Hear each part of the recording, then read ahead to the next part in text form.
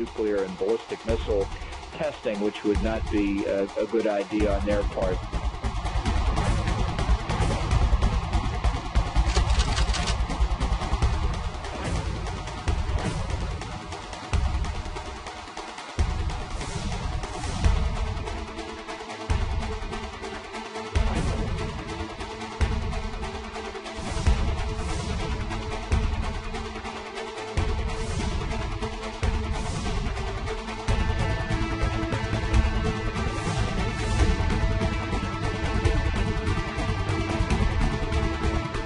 명백히 하건대 지금과 같은 미국의 강도적 입장은 사태를 분명 위험하게 만들 것입니다.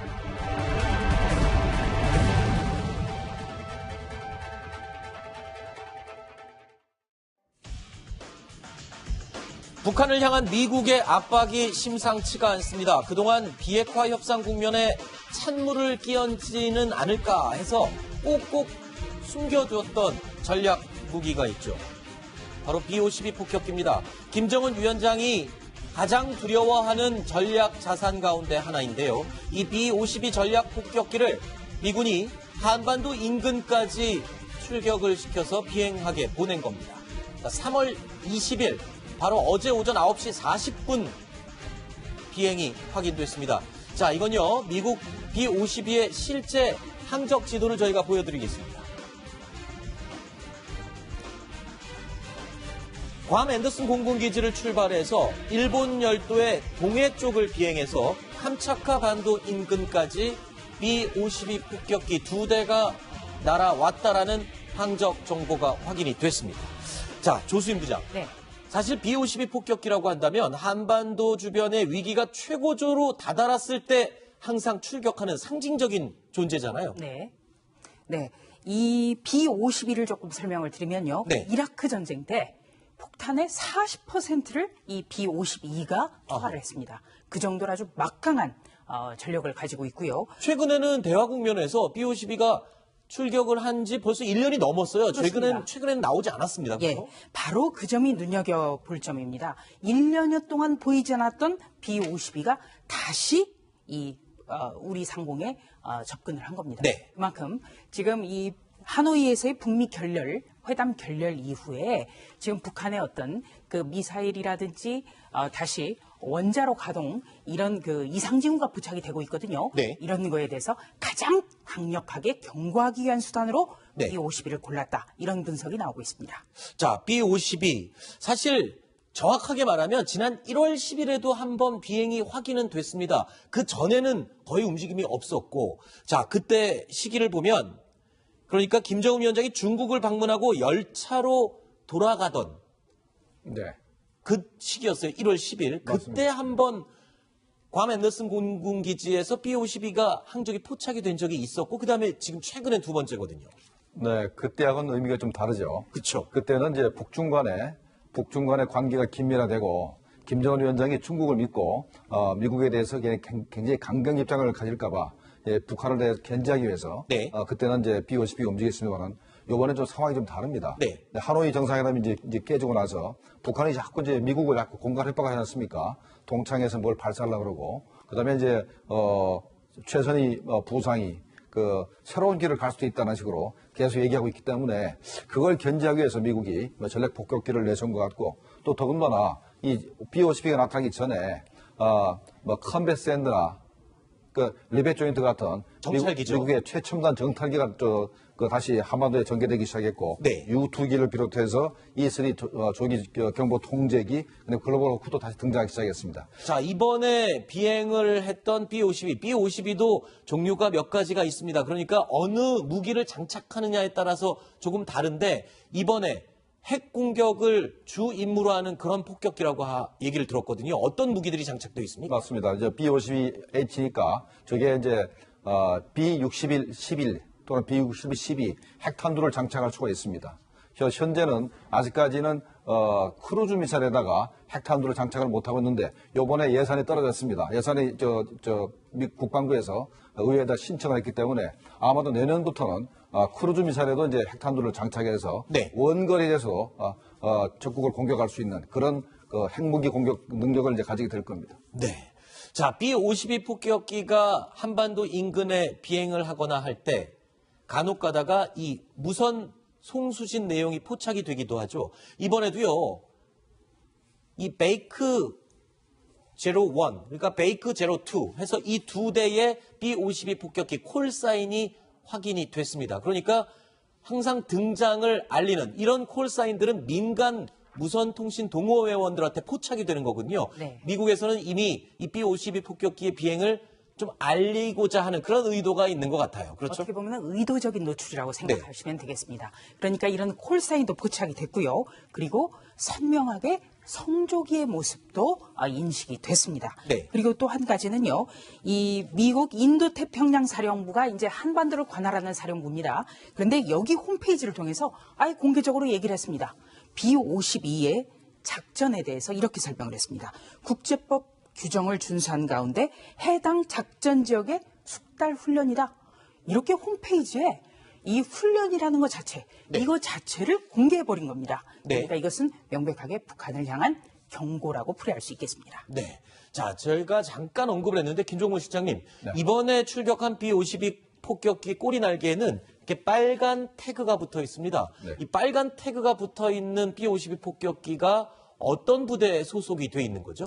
저거는 미국의 노스다코타주 미넛 공군기지 소속 비행기입니다. 네. 이게 일단 괌으로 이제 순환 배치돼 가지고 본국에서 지금 괌으로 순환 배치되고 순환 있는 거고. 배치돼서 바로 이제 작전을 시작했는데 저것 자체가 핵 공격을 주임무로 하고 아하. 그다음에 부수적으로 이제 재래식 공격을 한다고 그래서 네. 저것 자체가 벌써 북한에 대한 핵 공격을 할 수도 있다라는 그런 사인을 보내고 있다고 생각이 됩니다. 네. 북한이 두려워하는 건요. 바로 이 B-52에 탑재할 수 있는 핵 미사일. 그렇죠. 이거 한 방이 2차 세계대전 때 히로시마에 투하됐던 원자폭탄의 10배 이상의 위력이 있습니다.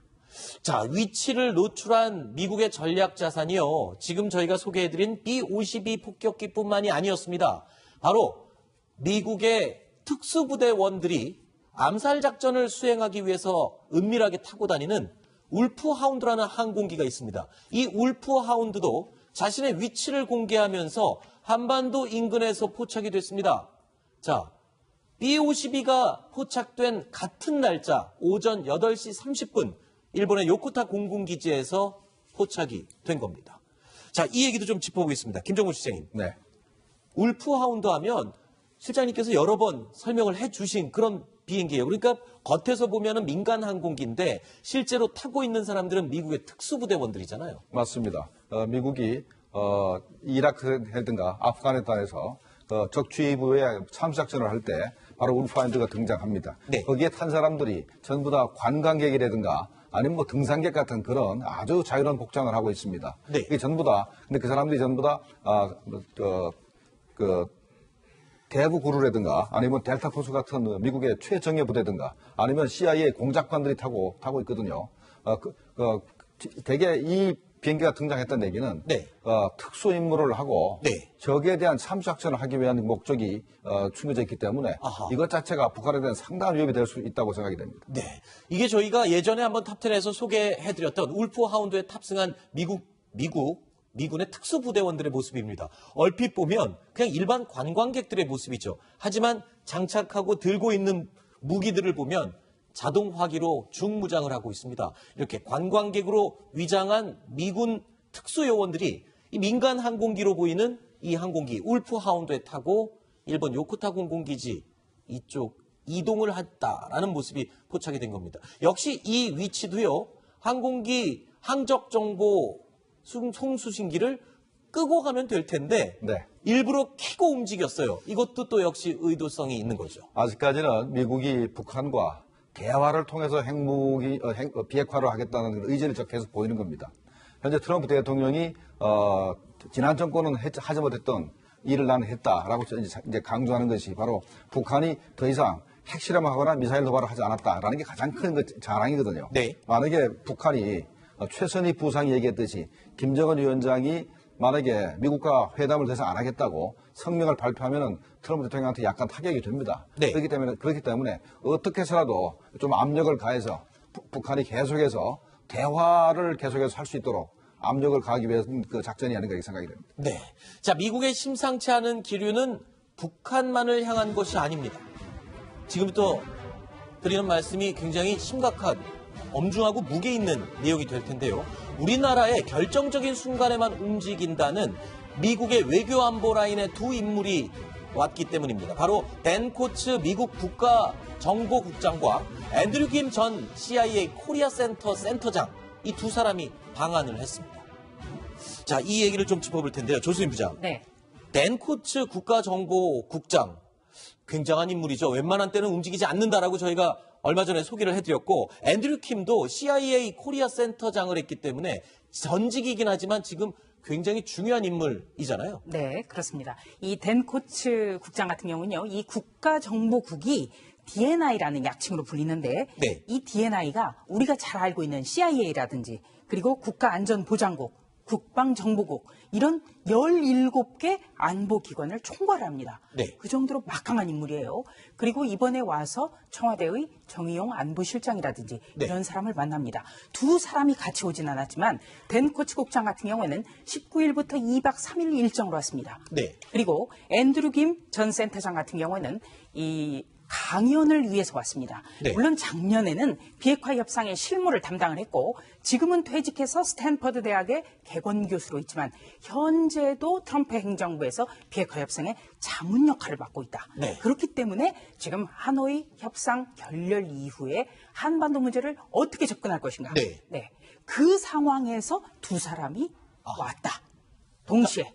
이재명 이것이 기자. 굉장히 중요한 예. 거죠. 자, 이 댄 코츠 국가정보국장 같은 경우에는 도착을 해서 청와대 문재인 대통령도 예방을 한 것으로 확인이 되고 있어요. 최근에 지금 미국 백악관의 분위기는 북한에 대한 제재 방향으로 모두 한 목소리를 내고 있지 않습니까? 그럼 그런 강경 입장이 그대로 청와대에 전달이 된 건가요? 어떻게 얘기가 나오고 있습니까? 굉장히 관심을 모았던 대목이죠. 그러니까 네. 댄 코츠 국장이 일단은 굉장히 핵 협상의 회의론자였죠. 네. 그러니까 절대 북한은 비핵화 협상에서 핵을 포기하지 않을 것이다, 이런 주장을 많이 했던 사람인데, 그런 사람이 직접 와서 지금 이제 북미 협상이 결렬된 상황에서 문재인 대통령을 만났다. 그러면 이제 그러니까 북한에 대해서 뭔가 사인을 보내는 동시에 우리나라에게도 굉장히 뭔가 메시지를 전하지 않겠느냐, 이렇게 추측이 됐었는데, 일단 청와대는 강경 메시지는 없었다. 이렇게 강경 메시지가 없었다고 발표했다고요? 이렇게 브리핑을 했습니다. 네. 다만 이제 구체적으로 어떤 내용이 오갔는지는 알 수 없는 상황이지만, 어쨌든 지금 북미 협상이 결렬된 이후에 아무래도 우리나라가 촉진자라는 이제 표현을 쓰면서 뭔가 좀 계속 이제 그 다음에 북미 협상 이후의 문제를 이제 논의하고 있지만, 아무래도 미국보다는 북한 쪽에 좀 가까운 그런 입장을 많이 공개하는 상황이기 때문에 결국은 한국에도 어떤 메시지를 전달했다, 이렇게 보는 게 합리적이지 않을까 싶습니다. 네. 댄 코츠 국장은 국정원이나 이제 우리나라 정보기관하고 북한에 대한 정보를 공유했을 겁니다. 네. 북한에 핵설이 어디 있고, 그다음에 핵탄두가 몇 발 있고, 이걸 확인한 다음에 청와대 가가지고 당신 나라도 이렇게 평가하고 있는데 앞으로 미국이 북한에 대해서 강력한 제재를 할 텐데 네. 한국 정부도 따라줬으면 좋겠다, 이렇게 네. 말했을 겁니다. 자, 우리가 댄 코츠 미국 국가정보국장의 방한에 주목하고 있는 데는 이유가 있습니다. 자, 이 인물은요, 하노이 회담 전까지만 해도 김정은 위원장이 핵을 포기하지 않을 것이라고 본인의 소신 발언을 계속 고수했던 그런 인물이기 때문입니다. 자, 대화에도 상당히 회의적이었던 그런 인물이었죠. We know that Kim Jong-un is, while he's unpredictable, he's also very calculating. We know that he views possession of nuclear weapons as essential to his well-being as well as the well-being of his nation. All efforts in the past have failed and has simply bought North Korea time to achieve what they want to achieve. So I'm quite skeptical about all of this. 자, 이재명 차장. 예. 미국이 지금 현재 북한에 대한 분석, 즉 김정은의 속마음에 대한 모든 분석은 다 끝났다. 적나라하게 이제 어떤 결론을 갖고 있는지 다 파악했다. 이런 얘기가 지금 흘러나오고 있어요. 그렇습니다. 그러니까 이제 미국 입장에서는 북미 정상회담을 통해서 이제 하노이 그 협상이 결렬되면서 정확하게 이제 북한이 어떤 마음을 갖고 있는지 알게 된 거죠. 기본적으로 비핵화에 대해서 강한 의지를 갖고 있다, 이렇게 이제 문재인 대통령을 통해서 여러 차례 얘기를 들었지만 실제로 그렇지 않다. 김정은 위원장이 여러 차례 뒤로 물러서는 모습을 봤다. 그리고 또 하나 중요한 거는 김정은 위원장이 협상 결렬 이후 여러 차례 매달리는 모습을 보이면서 대북 제재가 역설적으로 굉장히 먹히고 있다. 네. 이런 이제 결론을 내린 것 같습니다. 그렇기 때문에 지금 말씀하신 것처럼 미국 조야가 일관된 목소리로 지금 대북 제재 압박을 하는 게 오히려 핵 협상을 새롭게 만들어가는 국면을 만들 수 있다 이렇게 판단한 것으로 이렇게 보입니다. 안 박사님, 자, 댄 코츠 미 국가정보국장 북한의 핵무기를 완전히 포기하지 않을 것이다. 북한에 대한 모든 분석은 이제 끝났다. 더 알아볼 것도 없다. 이렇게 얘기를 하고 있고요. 앤드류 킴도 자, 김정은이 비핵화를 통 크게 얘기하다가 지금 오락가락하고 있다. 이 두 주요 인물들의 분석 그리고 백악관의 판단 제대로 이제 방향을 잡았다고 봐야 될까요? 그렇습니다. 거의 뭐 판단의 말기 단계에 왔다. 말하자면은 미국의 백악관과 북한의 지금 김정은 위원장 또 김영철 통전부장 그 라인이 지금 비슷한 겁니다. 지금 앤드류 김이 말하듯이 김정은 위원장은 언제는 통 크게 할 것 같다가도 물러선다는 건 누가 뒤에서 이러면 안 됩니다. 뭐 이런 어드바이스가 있었다는 얘기거든요. 그렇죠. 따라서 미국에도 수뇌부와 그 참모들 간의 불협화음이 있고 그러나 이제 미국에 보는 것이 저 댄 코츠가 보는 게 가장 정확한 판단 아니겠습니까? 네. 그래서 여기서 결국 이 접점을 찾는다는 게 얼마나 어려운가 하는 것을 우리가 읽을 수 있습니다. 자, 그런데요. 이런 상황에서 비핵화 협상 국면에서 끊임없이 흘러나오던 말이 있죠. 바로 한미 동맹에 이상 징후가 있는 게 아니냐라는 지적들이었습니다. 미국도 이런 지적에 이상 없다라고 의혹을 가라앉히곤 했었는데요. The two sides reaffirmed their commitment to continue regularly hosting these close these consultations and coordinations as alliance partners. 그런데 이제는 미국 행정부 내에서 우리 정부에 향한 목소리가 좀 달라지고 있습니다. 우리 정부 정책에 대해서 노골적인 불만을 표시하고 나선 겁니다. 이번에 방한을 하고 있는 앤드류 킴 전 CIA 센터장이 비공개 강연에서요, 이런 말을 했습니다. 북한을 바라보는 한미 간의 시각차가 매우 크다. 라고 얘기를 했습니다. 김종걸 실장님, 네. 아무리 비공개 강연이지만 어차피 이 내용은 공개가 됐을 텐데 그거를 알고 있는 앤드류 킴의 강의 내용 굉장히 수위가 높은 것 같아요. 네, 이런 얘기입니다. 미국은 북한이 완전한 비핵화를 해야 제재를 해자겠다는 것을 처음부터까지 유지하고 있었는데 네. 한국 정부는 북한에 대해서 제재를 해제해주면 북한의 그 비핵화를 가속화시킬 거다라는 입장을 자꾸 이제 주장을 하니까 네. 그러니까 시각차가 크다는 것이고 그다음에 또 미국 정부는 처음부터 픽될 카드밖에 없었다. 네. 북한을 완전한 비핵화시키는 카드밖에 없는데 자꾸 스물돌 얘기가 나오고 그다음에 또 한국 정부는 단계적 비핵화라는 북한의 입장에 동조하고 있고 미국은 절대 그렇게 할 수 없다. 네. 북한이 완전한 비핵화를 해줘만 보장하겠다. 그런 입장이기 때문에 그런 측면에서 이제 한미 간에 북한에 대한 북한 비핵화에 대한 그 시각차가 너무 크다. 이런 얘기를 하고 있는 겁니다. 우리가요, 미국 외교 안보 라인의 말을 주의 깊게 듣고 있어야 하는 이유가 있습니다. 자, 이 사람들의 말 속에 트럼프 대통령의 뜻이 숨겨져 있기 때문일 텐데요. 이런 얘기가 나왔습니다. 자, 한미동맹은 위기를 바라보는 그 기준, 척도가 있다라는 이야기가 지금 나오고 있습니다. 조수진 부장. 네. 미국의 전직 차관급 외교관이죠. 네. 모 인사가 이런 얘기를 했습니다. 한미동맹 위기가 2단계에 진입했다. 그러니까 지금 현재 흘러나오는 경고의 목소리가 1단계가 아니고 2단계다. 곧 3단계가 올 수도 있다. 이렇게 경고를 했어요. 이게 무슨 말입니까? 지금 최근에 이 트럼프 행정부의 전현직 당국자다.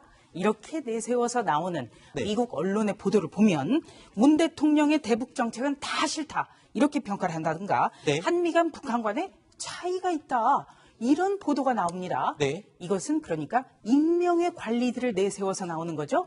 그래서 통상적으로 2단계에 해당한다. 이런 분석이 나오는 거예요. 그러니까 1단계는 간접적으로 외교 소식통은 이런 불만이 있다. 네. 이렇게 나오고요. 2단계에 접어들면은 익명을 내세운 전현직 당국자. 이렇게 나온다는 거죠. 그리고 이거는 완전히 외교 결렬. 이건 정말 공조가 깨지는 단계. 그런 걸 3단계 하는데 그럴 경우에는 당국자들이 실명을 내세워서 공개적으로 불만을 표시한다. 아하. 그런데 현재의 한미 관계는 2단계 정도다. 그러니까 굉장히 어떻게 보면은 삐걱거리고 있다는 거죠. 그리고 네. 우리 정부는 계속해서 한미 간의 이상 무 이렇게 얘기를 하고 있는데 여기에 대해서도 미국에서는 아니 이상이 없으면 그런 이야기를 하겠느냐. 아하. 예, 이렇게 또 얘기를 하고 있어요.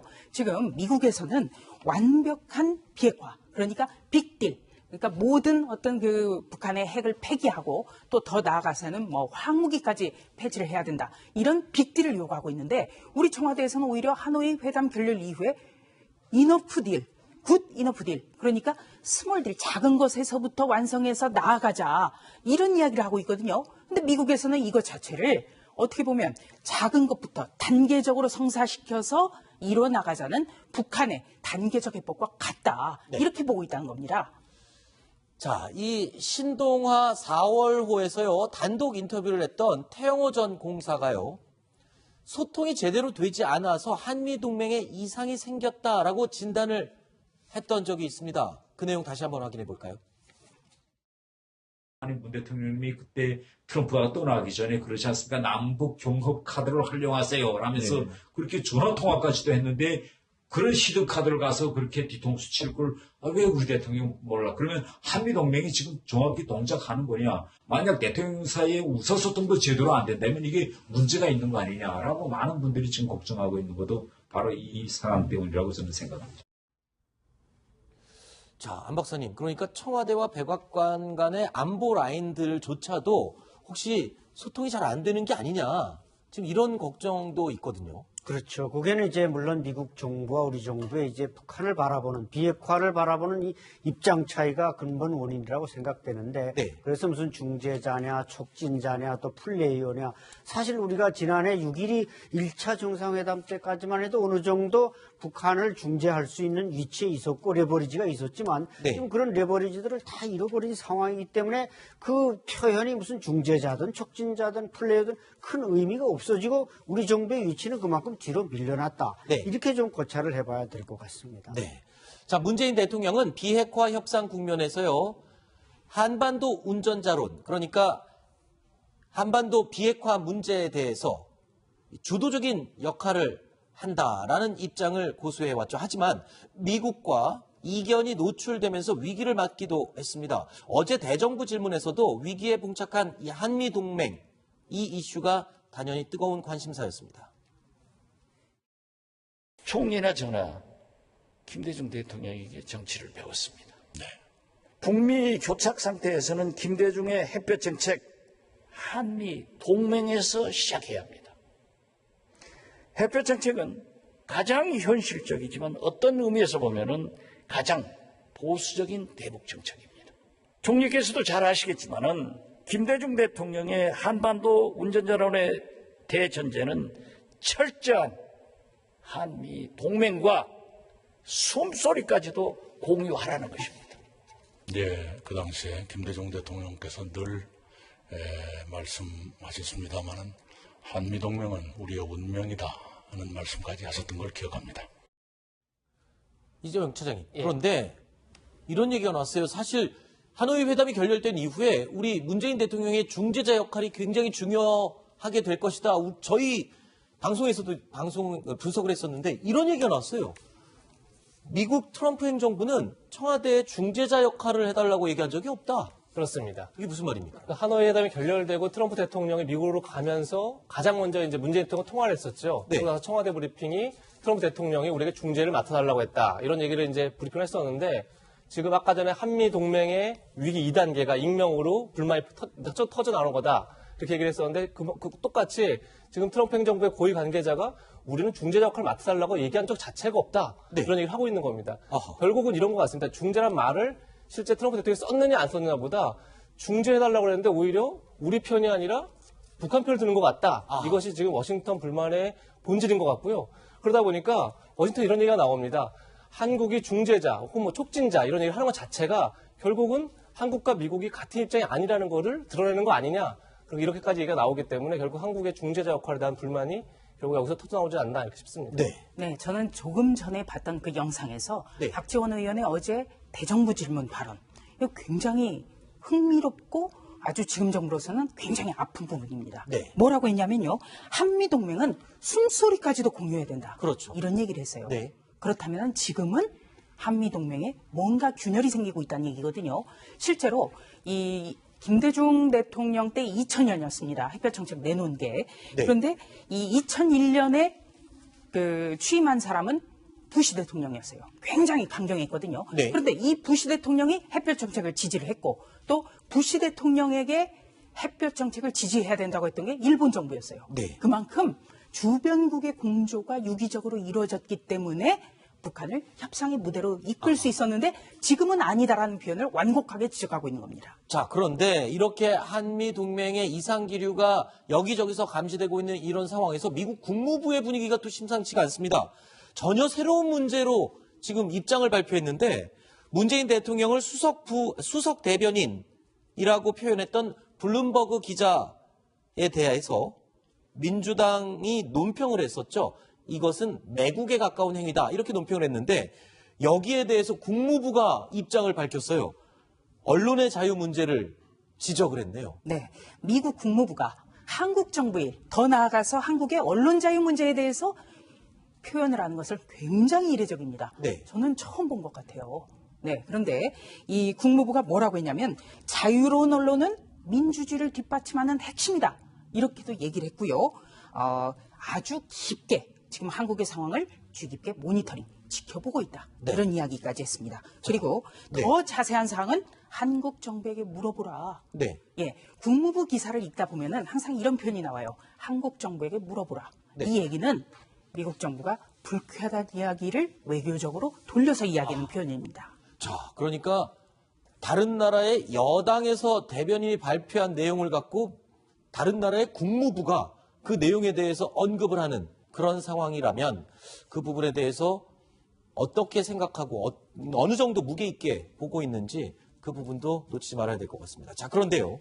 미국 트럼프 대통령의 이 공약이죠. 멕시코 국경에 세우겠다는 장벽. 자, 이 장벽에 쓸 돈을 충당하기 위해서 황당하게도요, 이 주한미군 예산을 끌어다 쓸 수 있다라는 시각이 있습니다. 앞으로 한미 동맹에 있어서 어떤 영향을 미칠지 이것도 주목이 돼서 한번 짚어보겠습니다. 김종국 시장님. 네. 그동안 트럼프 대통령이 주한미군을 유지하고 훈련하는데 돈이 너무 많이 든다라는 말을 여러 번 반복했거든요. 그런데 미 국방부가 멕시코 인근에 쌓을 장벽에 필요한 돈을 주한미군에 들여야 될 돈을 빼서 쓰기로 했다고요? 이게 무슨 말입니까? 그러니까 그 주한미군 주는 비중에서 이 탱고라고 그 전시에 작전 지휘부가 될 수 있는 그 탱고의 그 개보 수비. 네. 그다음에 이제 군산에 있는 그 미국 공군기지에 그 무인기들을 이제 운영을 해야 되는데 그 무인기를 이렇게 경납시킬 수 있는 경납고 예산을 전부 다 깎겠다는 겁니다. 네. 자, 이재용 차장. 이게 네. 뭐 예산이 확정이 된 겁니까, 그러면은? 그렇지는 않습니다. 지금 그러니까 미 의회가 트럼프 대통령이 요청한 멕시코의 이제 국경에 장벽을 짓는 예산을 깎았죠. 그러다 보니까 트럼프 대통령이 이제 미국 멕시코 접경 지역에 국가 비상사태를 선포했습니다. 비상사태를 선포하면 행정부가 의회 동의 없이 예산을 쓸 수 있습니다. 그래서 그 전용할 수 있는 대목들을 이제 목록들을 뽑은 건데 전용가 그래서 멕시코에 국경을 쌓으려면 아까 8조 정도가 든다고 합니다. 우리 돈으로 하면. 그런데 지금 일단 전용할 예산을 다 뽑아보니까 한 12조 정도를 뽑아놓은 겁니다. 따라서 지금 바로 이제 성남의 뭐 탱고 지휘소 예산 그리고 이제 군산에 있는 공군기지 예산이 바로 깎이는 건 아니지만 중요한 건 한미 연합사령부의 어떻게 보면 가장 핵심 주요 시설들의 예산을 깎을 수 있다고 밝힌 것 자체가 네. 지금 한미 동맹 균열의 한 단면을 보여주는 게 아닌가. 잠시만요. 그런데 지금 군산이나 이 탱고를 언급을 하셨는데 탱고라는 곳은요, 대규모 지하 벙커입니다. 아까 화면에서 잠깐 보셨는데 비상시에 우리의 대통령뿐만 아니라 군 수뇌부, 주요 인물들이 모두 지하로 숨어서 비상시에 전략을 세우고 지휘할 수 있는 그런 지휘 통제소잖아요. 근데 여기에 들어갈 돈을 뺀다 그러면 지금 탱고의 유지가 줄어들 수 있다 이런 말 아닌가요? 기능이 상실될 수도 있겠죠. 네, 그러니까 탱고라는 게 어마어마하게 중요합니다. 우리가 을지 훈련하지 않습니까? 그러면 우리 한국군과 정부는 비완 벙커에 들어가고 미군은 탱고에 들어가서 이제 전쟁 지휘 연습을 합니다. 그러니까 어마어마하게 중요한 것이고 거기에는 미국의 모든 전략 자산들, U2기라든가 키홀 첩보요청이라든가 그다음에 CIA 정보, DIA 정보 모든 정보가 이제 취합이 돼가지고 스크린에 딱 뜹니다. 거기서 이제 전쟁 주의를 하게 돼 있고 거기에 또 워룸이 있어서 주한미군 사령관뿐만 아니라 필요하면 우리 대통령까지도 거기에 들어갈 수가 있는 그런 장소인데 그 예산이 깎였다는 것 자체가 상당히 앞으로 좀 문제가 되지 않겠나 생각이 듭니다. 자, 지금 내용을 보면은 이 탱고라는 곳은 핵무기의 공격에도 견딜 수가 있는 곳이고요. 그리고 미로처럼 이어진 이 안에는 회의실, 식당, 의무실, 상하수도가 다 갖춰져 있고 그러니까 워룸에 들어가서 우리의 대통령과 군 수뇌부가 지휘를 내려야 될 곳인데 저기에 예산을 뺀다. 왜 하필 저 예산을 빼는 건지 그 부분도 굉장히 불쾌하고 걱정스럽네요. 그게 굉장히 우려스러운 점이죠. 네. 네. 이 탱고라는 건요, 그 콘돌리자 라이스 미 국무장관이 왔을 때 처음으로 공개된 건데 네. 아주 강한 화강암을 뚫고 지은 겁니다. 그만큼 적의 핵무기 공격에도 견딜 수 있도록 지어진 요새고요. 전시의 6해공 모두 작전을 한꺼번에 지휘합니다. 그러니까 영화 스크린이 펼쳐지고 쉽게 말하면 스크린 같은 것이 펼쳐지면 거기에 공격과 방어의 모든 그림이 다 뜨는 그런 요새거든요. 이 탱고에 소요되는 예산이 올해 200억 정도입니다. 그런데 이 비상사태를 선포해서 트럼프 대통령이 의회의 동의 없이 끌어다 쓸 수 있는 돈은 이 탱고 유지비의 3분의 1 정도 됩니다. 네. 그런 돈이 있음에도 불구하고 탱고를 움직이는 예산을 뽑아서 쓰겠다는 것은 어떻게 보면 주한미군이 줄어들 수 있다거나 네. 만약에 주한미군이 철수할 가능성도 있다고 당국자들은 지금 걱정하는 겁니다. 자, 그런데 미국 내에서도요, 이런 움직임에 대해서 우려하는 목소리가 나오고 있습니다. 들어보시죠. U.S. alliance partners have to be very concerned and alarmed. And the question is whether or not this is kind of deviation from the norm or if this is a more long-term trend. 자, 그런데 이런 가운데 좀 특이한 기사 내용이 있어서 저희가 좀 준비를 해봤습니다. 한미동맹의 악화가 우려되는 이런 상황에서 지금 옛 천리마 민방이었던 이름이 바뀌었죠. 이제 자유조선이라고 바뀌었습니다. 근데 이 단체가 북한의 김일성 주석과 김정일 국방위원장의 초상화를 망가뜨리는 동영상을 찍어서 홈페이지에 공개를 했습니다. 안 박사님, 어떤 내용입니까, 이게? 네, 이제 그 김일성, 이제 지적하신 대로 김일성, 김정일 초상화를 저렇게 내동댕이 쳐서 완전히 깨지고 파괴하는 모습을 공개했습니다. 네. 저것은 우리가 볼 때는 뭐 하나의 사진을 저렇게 파괴하는 걸로 생각할 수 있지만 네. 이 천리마 민방위가 자유조선이라는 임시정부로 바꾼 직후에 그 전에 이제 대사관에 스페인 대사관에 이제 낙서를 하고 두 번째 액션에 들어갔는데 저것은 일종의 임시정부가 평양 정부를 향해서 혁명의 총성을 울린 거고 네. 또 좀 더 크게 표현하면 이제 선전포고를 한 게 아니냐. 아하. 이런 측면에서 대단히 중요한 의미가 있다고 할 수 있습니다. 아니, 그런데 지금 저 천리마 민방위, 옛 천리마 민방위, 지금은 자유조선이라는 단체인데 저 영상이 북한 내에서 지금 촬영된 거다 이렇게 주장을 하고 있어요. 그런데 우리가 알고 있는 한은 지금 북한 영내에서 저런 행동이 가능할까? 굉장히 위험하고 충격적인 행동이겠죠, 북한에서 볼 때는. 그렇죠. 이제 북한 내에서는 뭐 가정이든 사무실이든 선박이든 병영이든 어디든 초상화는 걸려 있습니다. 그야말로 막말로 화장실 빼고는 다 걸려 있는 게 초상화인데 물론 보지 않는 데서 저렇게 충분히 행동하고 그다음에 찍은 다음에 또 그걸 은폐하면 되긴 됩니다. 그러나 안 그래 북한 내에서 저런 행동을 한다는 건 그야말로 즉결 처분의 대상이고 그래서 상당히 위험한 일인데 저 장면이 스페인 대사관에서 벌어진 일인지 얼마 전에 이제 2월 말에 그 스페인 대사관을 습격한 적이 있지 않습니까? 일전에 그 테러 분자 비슷한 사람들이 그때 한 것인지 아니면 북한에서 촬영돼서 나왔는지 또 중국 내에서 초상화를 구입해다가 파괴하는 것만 저렇게 보여줬는지는 모르지만 그 장소를 불문하고 저렇게 했다는 것이 김일성, 김정일을 어떻게 보면 다 매장시킨다는 의미이기 때문에 정치적 의미가 상당히 큰 것입니다. 알겠습니다.